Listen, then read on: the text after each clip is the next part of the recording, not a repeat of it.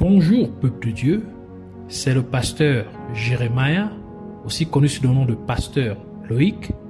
Nous voulons écouter la parole de Dieu pour la semaine, mais avant tout nous voulons commencer par une parole de prière.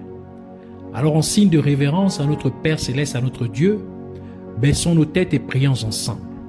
Dieu Tout-Puissant, Dieu de gloire, Dieu de merveille, Dieu de prodige, Roi des rois, Seigneur des seigneurs, toi le Dieu seul et véritable. Yahweh, merci pour cette nouvelle opportunité que tu nous accordes de pouvoir nous recueillir dans ta présence.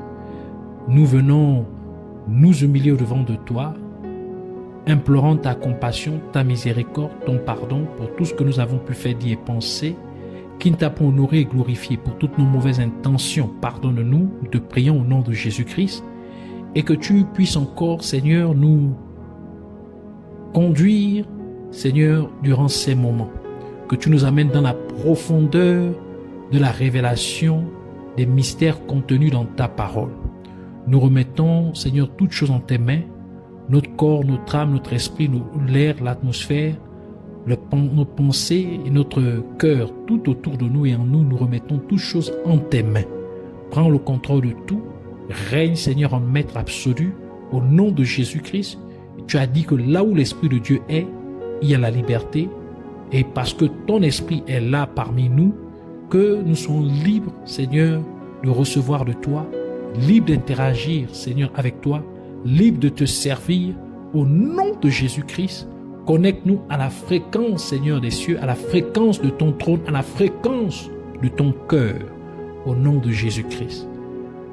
Nous nous levons contre tous ceux qui s'opposent à la révélation de ta parole, qu'ils soient liés, chassés, renvoyés dans les gouffres de l'enfer.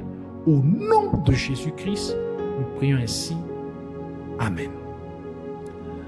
Alors nous allons prendre notre passage des Saintes Écritures dans le livre de 1 Chroniques chapitre 4 versets 9 à 10. Alors, nous lisons la parole de Dieu dans 1 Chroniques chapitre 4, versets 9 à 10 au nom de Jésus-Christ. Jaébet était plus considéré que ses frères.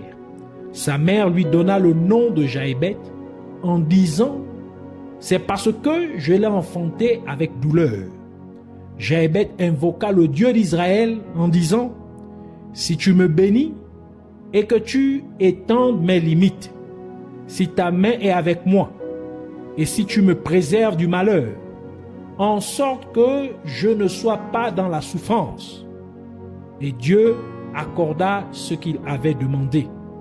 Que le Seigneur bénisse sa parole, qu'elle vienne pleine de grâce, de vie, de révélation, de profondeur et de bénédiction au nom de Jésus-Christ. Alors nous allons continuer notre série d'enseignements sur les mystères de la prière de Jaébet. Aujourd'hui, nous allons parler du deuxième mystère de la prière de Jaébet, qui est Jaébet demanda que la main de Dieu soit avec lui. Donc nous allons nous focaliser sur cette partie de la prière de Jaébet. Jaébet a demandé que la main de Dieu soit avec lui. À partir de la première partie de cet enseignement, nous pouvons comprendre que la prière de Jaébet, la prière que Jaébet a faite à Dieu, était une prière faite avec une connaissance et une compréhension profonde de Dieu. C'était une prière bien ciblée. Et cette deuxième partie de la prière de Jaébet confirmera encore une fois combien Jaébet avait de la connaissance et de la compréhension de Dieu. Car nous pouvons remarquer que Jaébet demanda que la main de Dieu soit avec lui. Par conséquent, après avoir implicitement demandé à Dieu de le faire sortir des asservissements de sa lignée familiale, maintenant, Jaébet veut que la main de Dieu soit avec lui. Jaébet désirait donc que la main du Dieu seul et véritable, la main du Dieu invisible soit avec lui. Et le livre de Colossiens nous dit que Jésus-Christ est l'image du Dieu invisible. Colossiens chapitre 1 verset 15 qui dit « Il est l'image du Dieu invisible, le premier-né de toute la création. » Et le livre de Genèse nous dit aussi que nous avons été créés à l'image de Dieu.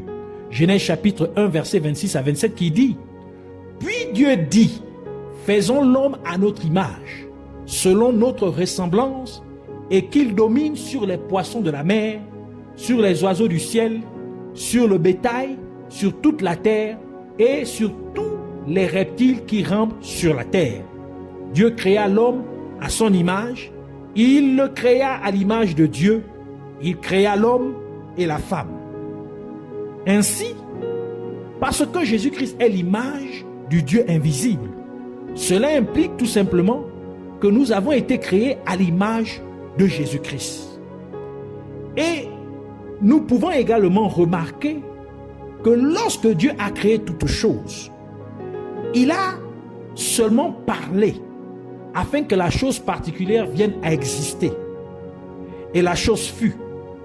Mais lorsqu'il s'agissait de l'être humain, Dieu n'a pas seulement parlé, mais il a également utilisé sa main pour former l'homme à partir de la poussière de la terre. Comme le déclare la parole de Dieu dans Genèse chapitre 2 verset 7 qui dit « L'Éternel Dieu forma l'homme de la poussière de la terre.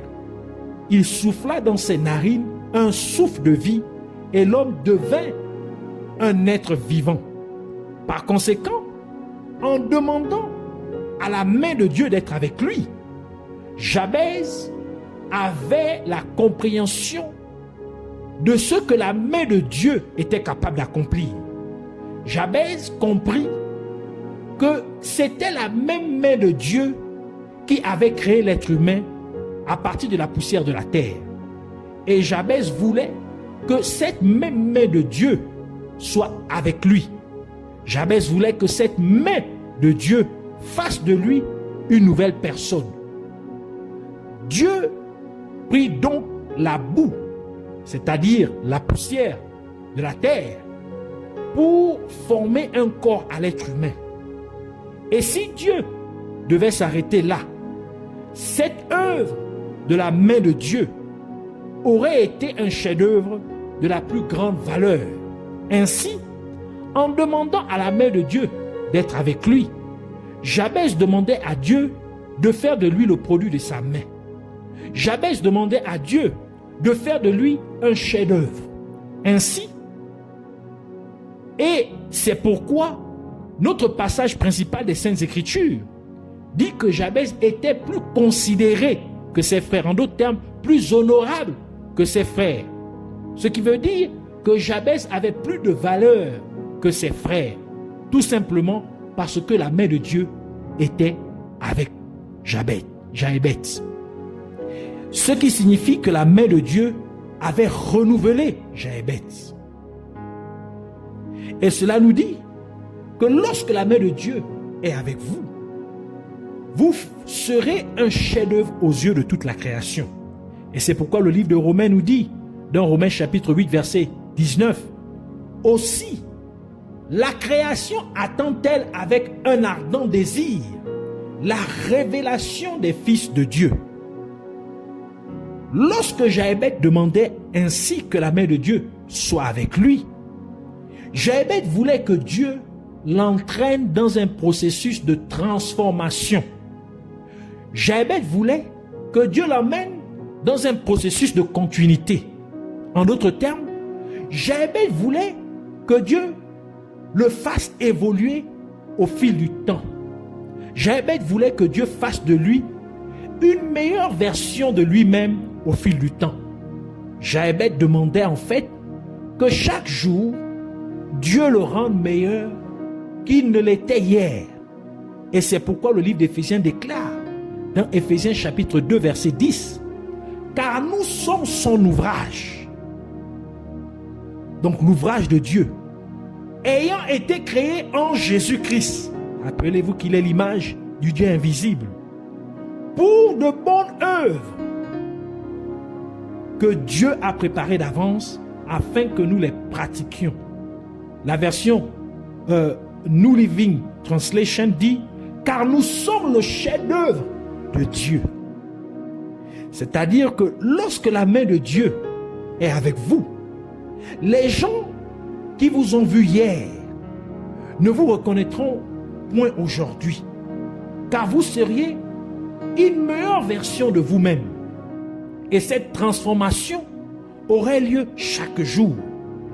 Et c'est pour cette raison que la parole de Dieu dit dans 2 Corinthiens chapitre 3 verset 18 « Nous tous qui, le visage découvert, contemplons comme dans un miroir la gloire du Seigneur, nous sommes transformés en la même image, de gloire en gloire, comme par le Seigneur, l'Esprit, donc l'Esprit de Dieu. » Et c'est exactement ce qui arriva à Joseph.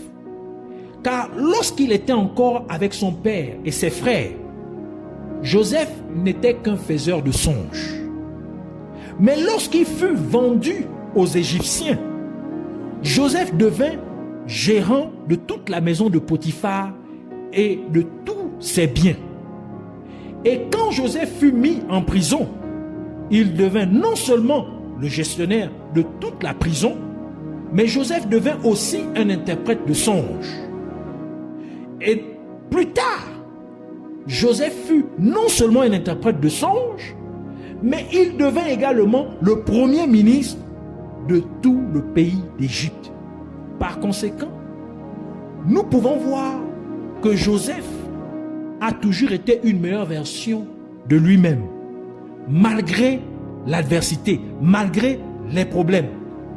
Tout simplement parce que la main de Dieu était avec Joseph, tel que l'explique la parole de Dieu dans Genèse chapitre 39, versets 2 à 3, qui dit « L'Éternel fut avec lui ».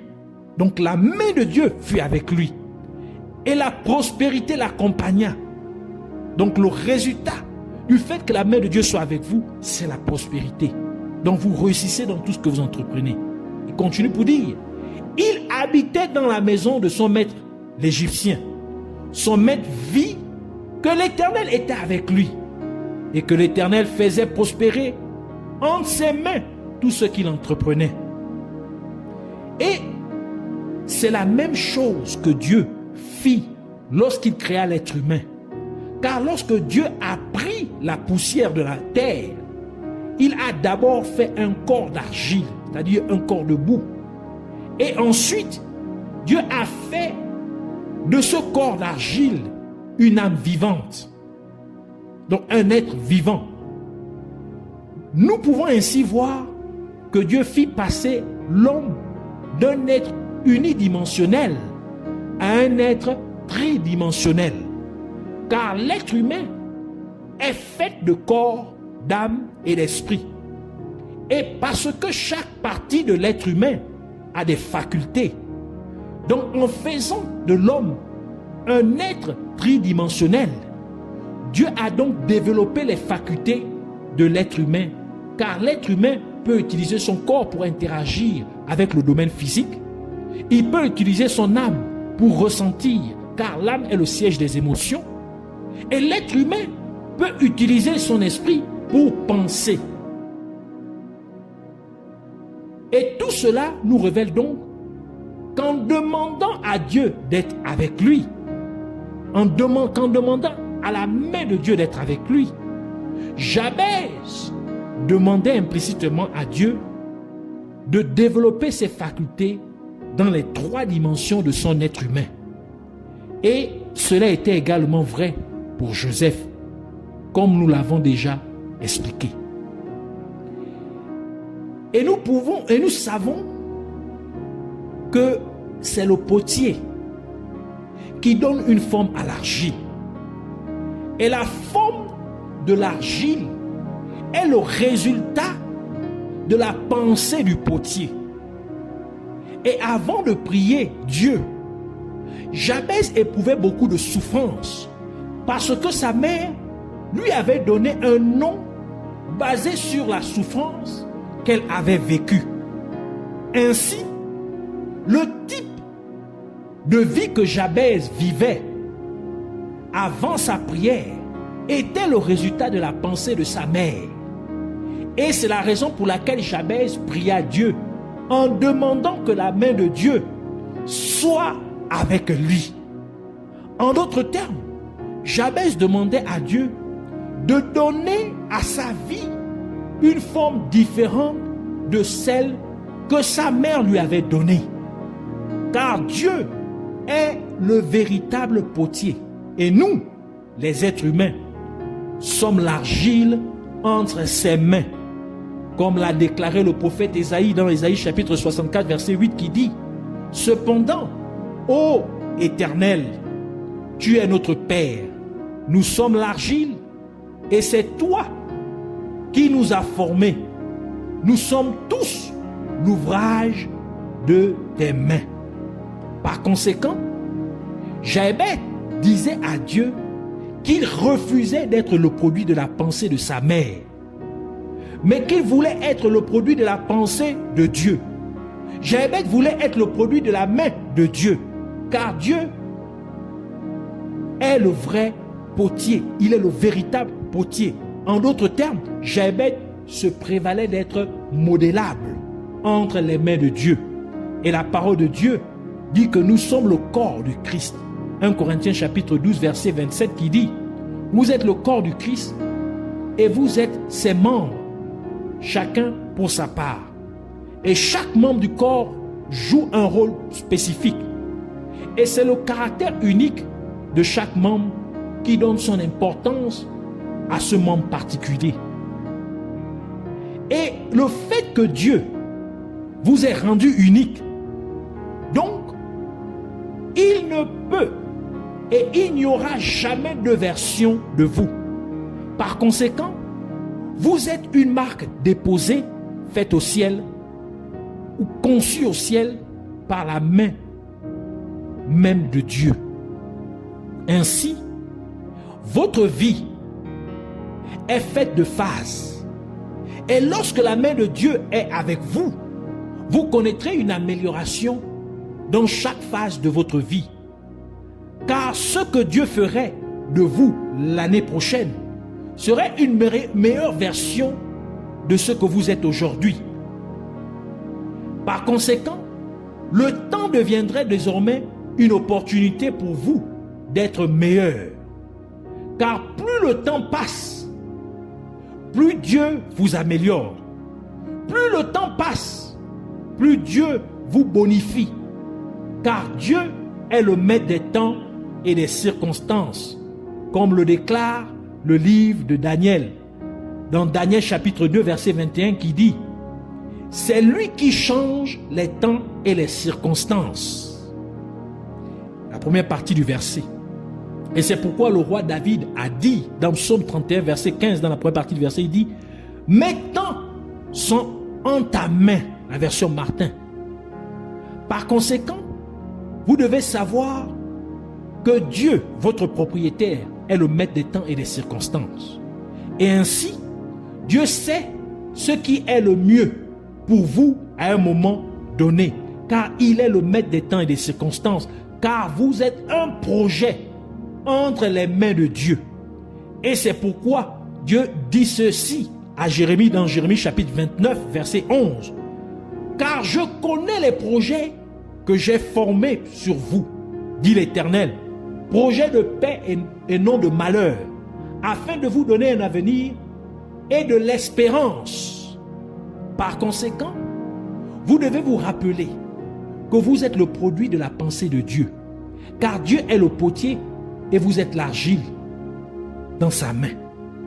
Vous devez donc savoir que votre situation tragique compte dans la phase de transition dans laquelle Dieu vous amène.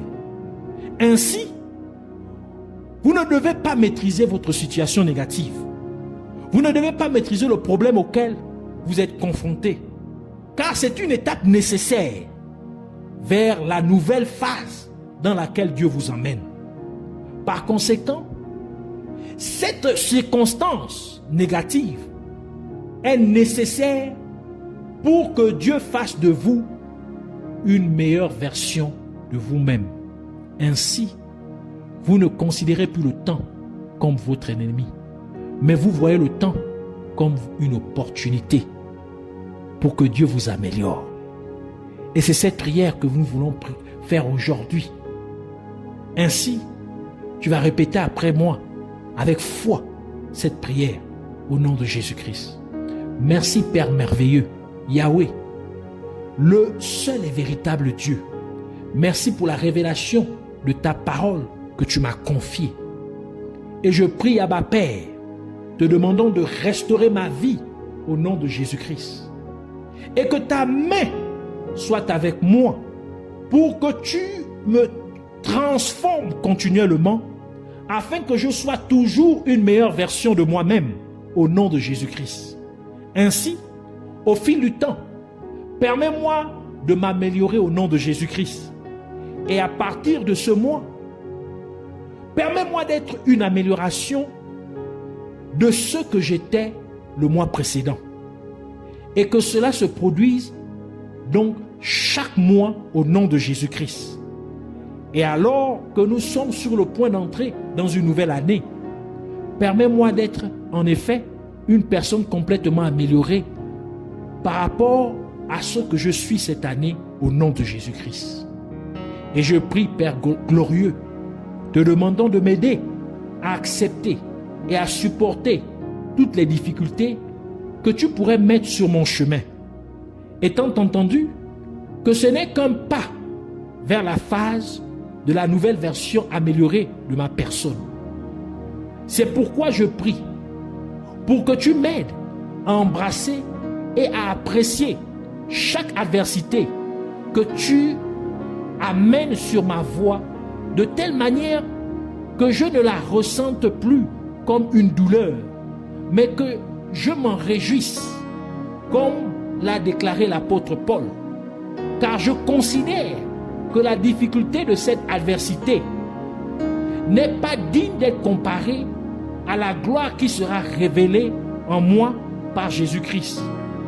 Car, ô Éternel, tu es mon Père, je suis l'argile et tu es le potier, et je suis l'ouvrage de tes mains. Je suis donc ton chef-d'œuvre, créé de nouveau en Jésus-Christ, pour pouvoir accomplir les bonnes choses que tu as prévues pour moi depuis longtemps. Et je suis ainsi rendu parfait à l'image de Christ, étant changé de gloire en gloire, comme par l'Esprit du Seigneur, au nom de Jésus-Christ. Je te remercie, Père Céleste, de l'avoir fait, car puisses-tu être à jamais magnifié, au nom de Jésus-Christ. Amen.